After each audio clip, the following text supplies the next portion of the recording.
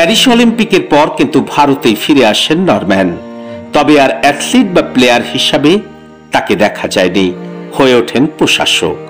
1900 সাল থেকে 1905 সাল পর্যন্ত 5 বছর ছিলেন আইএফএ সচিব।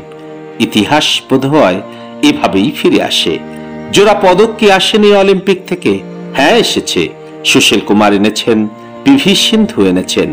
এদের পদক প্রাপ্তি পরপর 2টি অলিম্পিক থেকে, কিন্তু একই অলিম্পিকে 2টো পদক 124 বছরের ইতিহাসে মাত্র 2জন ভারতীয় পেরেছেন। দ্বিতীয় জন মনু ভাকের, স্বাধীন ভারতের প্রথম অ্যাথলিট যিনি একই অলিম্পিকে 2টো পদক এনে চমকে দিলেন। আর প্রথম জনকে নরম্যান গিলবার্ট প্রিচার্ড, যিনি পরিচিত ছিলেন নরম্যান প্রিচার্ড নামে। 124 বছর আগে 1900 সালের প্যারিস অলিম্পিকে 2টো পদক জিতেছিলেন তিনি। সেই প্রথম অলিম্পিকে ভারতের প্রতিনিধিত্ব। আর প্রথমবারই স্রেফ পদক নয়, 2টো রূপও এনেছিলেন নরম্যান, 200 মিটার হার্ডলস ও 200 মিটার রেস থেকে।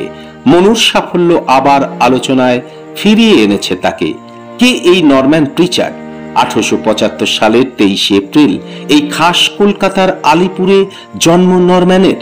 বাবা জর্জ পিটারসন প্রিচার্ড ছিলেন কেরানি, মা হলেন মেনার্ড প্রিচার্ড। সেন্ট জেভিয়ার্স কলেজ থেকে গ্র্যাজুয়েট হন নরম্যান। ছেলেবেলা থেকেই খেলাধুলার প্রতি টান, ফুটবল খেলতেন চমৎকার, আর ছিলেন অ্যাথলিট, বিশেষ করে স্প্রিন্টার হিসাবে বেশ নামডাক ছিল তার। 1984 সাল থেকে 1900 সাল পর্যন্ত টানা বেঙ্গলে 100 ইয়ার্ডসের একাধিক রেকর্ড করেছেন, বারবার চ্যাম্পিয়ন হয়েছেন। তাকে চ্যালেঞ্জ করার মতো স্প্রিন্টার ছিল না সে সময়। আসলে জন্ম থেকেই বিশ্বমানের অ্যাথলিট ছিলেন নরম্যান প্রিচার্ড। পড়াশোনা শেষ করে নামি ট্রেডিং কোম্পানি বার্ড অ্যান্ড কোংকে চাকরি পান, কিন্তু ফুটবল বা স্পিন কোনোটাই ছাড়েননি তিনি। 1900 সালে 25 বছর বয়সে বাবা জর্জের সঙ্গে ইংল্যান্ডে যান নরম্যান। সেখানে গিয়ে ট্রিপল চ্যাম্পিয়নশিপে নামেন নরম্যান।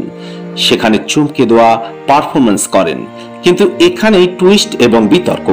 ট্রিপল চ্যাম্পিয়নশিপে 110 মিটার হার্ডলসে দুর্দান্ত পারফরমেন্সের জন্য ব্রিটিশ অলিম্পিক টিমে সুযোগ পেয়ে যান, প্যারিস অলিম্পিকেও নামেন। তাহলে ভারতীয় অ্যাথলিট হলেন কিভাবে? ভূমিপুত্র হিসেবেই তিনি ভারতীয়, এমন একটা গল্পও চালু আছে। প্যারিস অলিম্পিকে নামার আগে তিনি নাকি বলেছিলেন যে দেশে জন্মেছেন অর্থাৎ ভারতের হয়েই তিনি অলিম্পিকে নামতে চান। এক অলিম্পিক ঐতিহাসিক ইয়ান বুকানান এ নিয়ে দীর্ঘ রিসার্চ করেছেন। তার কথায় নরম্যান প্রিচার্ডের পরিবার যে গ্রেট ব্রিটেনের মানুষ তাতে কোনো সন্দেহ নেই। যতই ভারতে জন্মান নরম্যান, তাকে গ্রেট ব্রিটেনের নাগরিক বলেই ধরা হয়েছে। আবার নরম্যানকে ভারতের নাগরিক ধরা হয় এর কারণ বেঙ্গল প্রেসিডেন্সি অ্যাথলেটিক ক্লাবের পাশাপাশি লন্ডন অ্যাথলেটিক ক্লাবেরও সদস্য ছিলেন তিনি।